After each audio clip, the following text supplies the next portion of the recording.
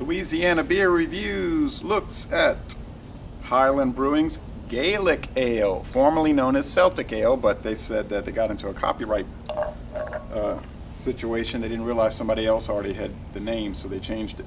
Sent to me by Jonathan in North Carolina. Thank you, Jonathan.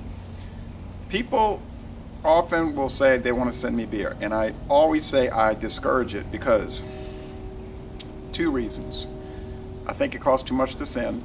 Secondly, and this is the biggest reason, many times people send me beer and I turn around and I see it in the store.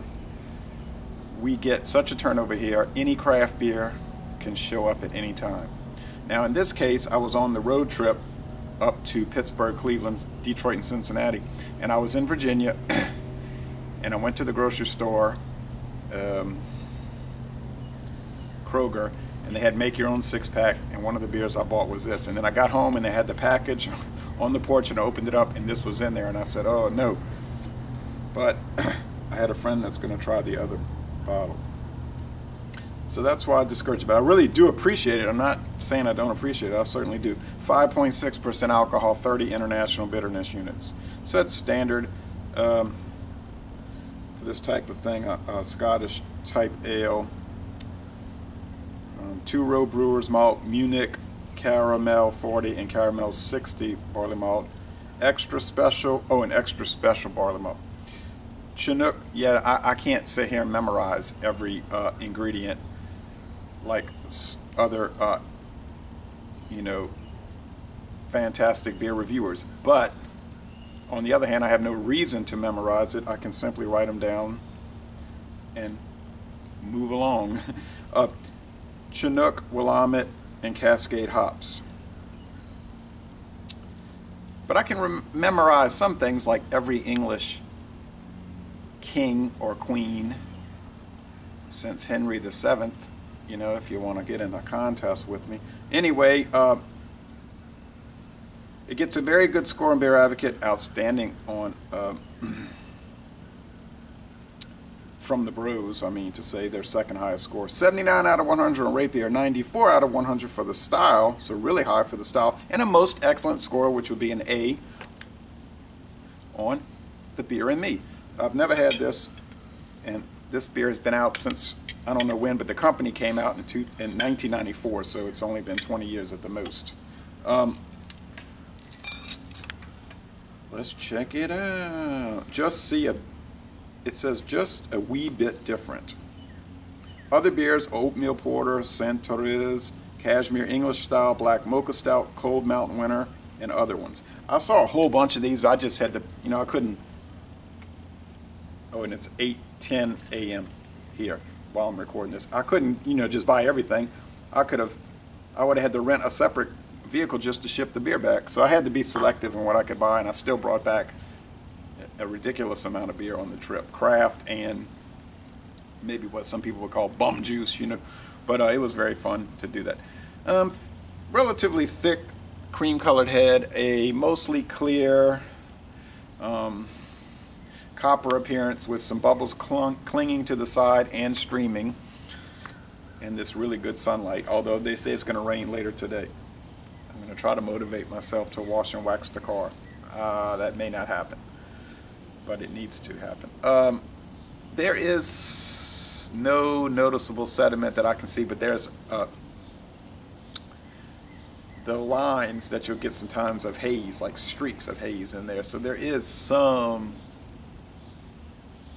sediment, I believe. Let's go with the aroma. Oh yeah, sweet bread crust.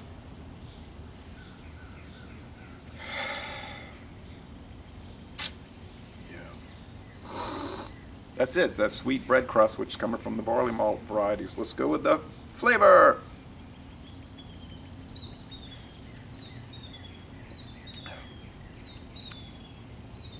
Sweet bread crust. A slight citrus. I mean slight citrus. A noticeable but not in any way harsh hop presence. Hop bitterness. Just a caramel, overriding caramel flavor. a medium mouthfeel, semi-dry finish, ultra drinkable, and delicious. I was disappointed in the Santorez Pale Ale because I thought it was too watery, too like tap water. This is not, though. This is really nailing it. No crackle. I like ales. I like 5.6% alcohol level beers. I like the English or the British style, Scottish, they're saying Highland, Scottish, whatever, as opposed to those lowland Scottish ales. Yeah, I don't see anything wrong with it. I definitely can understand the bros saying it's outstanding. Nice lacing. Well,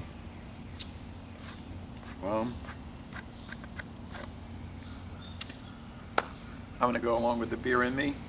I'm going to say most excellent. It's a solid A. If this beer has flaws, I don't know what they are. And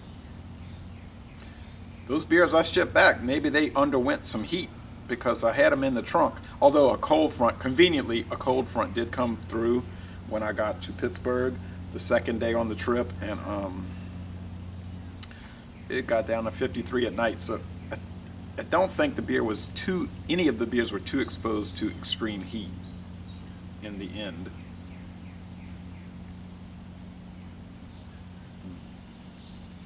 I just love that caramel sugariness and that subdued light citrus, or that light fruit, I guess it's citrus, note. Really a wonderful beer. Laissez le bon temps rouler, a most excellent beer. And like I said, this could suddenly appear in our area at any moment. I guess suddenly would be at any moment, so I don't want to be redundantly redundant. And y'all come on down to New Orleans!